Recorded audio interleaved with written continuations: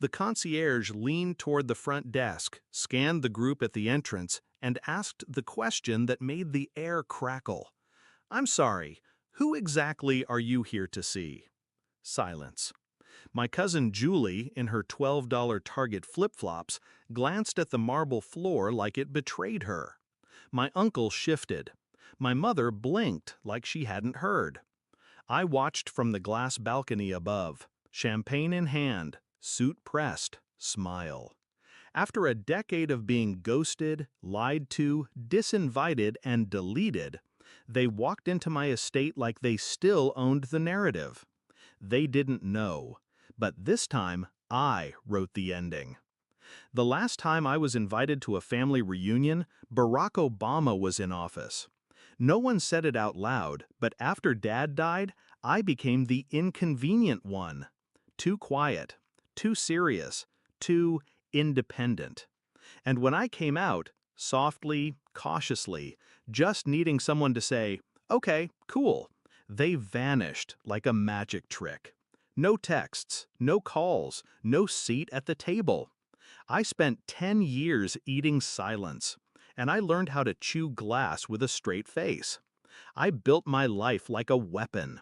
Started a company from the same basement they once said smelled like failure. Sold it for 8 figures. Bought the beachfront estate in my mother's favorite vacation town, and never told her. The same ocean, a better view. They didn't ask how I was doing. They just watched from a distance and assumed I was still the same soft kid with no spine. So when the reunion came back around, bigger, bolder, everyone's invited, I was left out, again. But fate has a funny taste for irony. The hotel they picked? Fully booked. Every venue in town? Rented. By me. I had 3 properties lined up. The estate, a private yacht for overflow, and the ballroom of the only 5-star hotel within 80 miles, booked under a shell company. They didn't know. They wouldn't until they had nowhere else to go. That's when the texts started. "Hey, long time. You still live near the beach, right?" I let them pile up, unread, unanswered, until the day before the reunion when I sent one group message. "My place is open. Bring sunscreen. No apology needed. Just strategy." They walked in like they belonged, even brought matching shirts. "Reunion 25. Family is forever." Cute. Except I had already briefed my staff. Everyone was to be polite, professional, and ask each guest who they were here to see. No one was on the list. I watched them squirm. My sister finally spoke up. She hadn't texted me since 2017. "We're here to see, Michael. He said we could come." The concierge checked the tablet. "Michael?" he asked. "Mr. Reyes?" She nodded like we shared a last name. "Mr. Reyes owns this estate. May I ask your relation to him?" She opened her mouth, then closed it. That was the moment. The exact second the cracks started forming.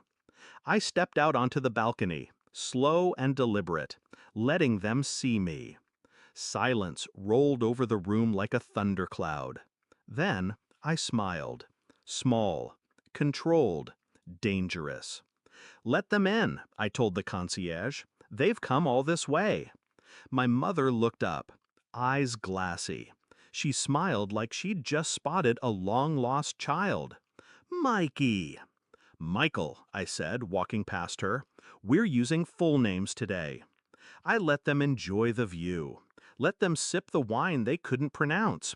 Eat the catered seafood they never paid for. Pose for pictures in front of my pool like they built the place. Then, after dinner, when the sky turned copper, I tapped my glass. I'd like to say a few words. They turned, expecting gratitude or forgiveness. They got the truth. I spent 10 years being invisible to this family, not because I left, but because I made you uncomfortable. I scanned the faces. No one moved. Not one of you called. Not when I lost Dad. Not when I launched my company. Not even when I tried to come home. Julie looked down. My sister shifted. But here you are, in my house, eating my food, wearing my initials on your wristbands. A few people chuckled nervously. I didn't. This isn't a family reunion, I said, stepping closer. It's a funeral, for the version of me who needed your approval. My mother whispered my name.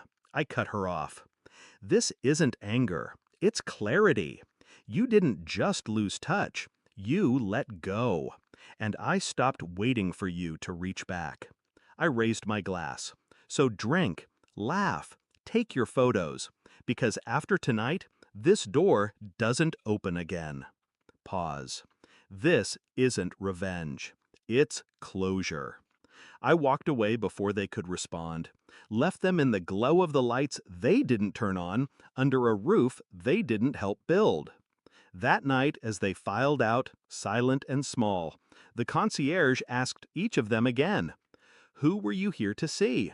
No one answered, not a single one. I watched them go from my bedroom window. No tears, no rage, just that same calm smile.